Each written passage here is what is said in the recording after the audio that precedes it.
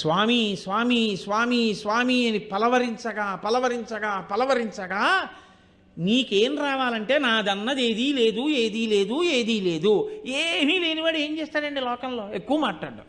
ఏమీ లేవనుకోండి, ఆయన బాగుంటుంది ఏమిటండి నేను వెళ్ళి మాట్లాడితే, నాకేముందని నేను మాట్లాడండి అంటాడు. ఆయన అందరూ 10,000 ఇచ్చి పేరు చెప్పించుకున్నారు, 20,000 ఇచ్చి పేరు చెప్పించుకున్నారు, 11 రూపాయలు ఇచ్చి రసీదు రాయించుకున్నాడు. ఒక ఆయన 1,25,000 ఇచ్చి నా పేరు చెప్పకండి అని ప్రాధేయపడ్డాడు. ఆయన ఈశ్వరానుగ్రహం ఉన్నవాడు.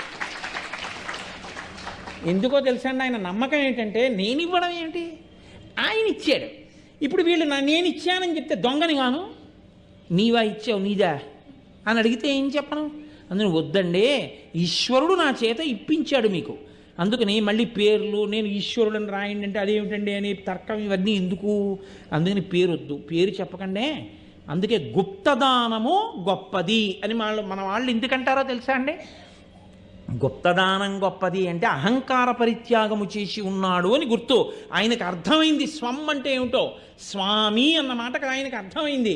అర్థమైన వాడు ఒక్క మాట స్వామి అని పిలిస్తే చాలు, పలుకుతాడు ఆయన. అందుకే లోకంలో ముగ్గురినే స్వామి అని పిలుస్తారు. భార్య భర్తని స్వామి అని పిలుస్తుంది, శిష్యులు గురువుగారిని స్వామి అని పిలుస్తారు. 3 ఈశ్వరుణ్ణి మనందరం స్వామి అని పిలుస్తాం. ఏది అనుభవించినా గురోచ్చిష్టమే, గురువుగారు అనుగ్రహం వల్లే ఇవన్నీ మేము పొందుతున్నాం. అందుకని గురువుగారు స్వామి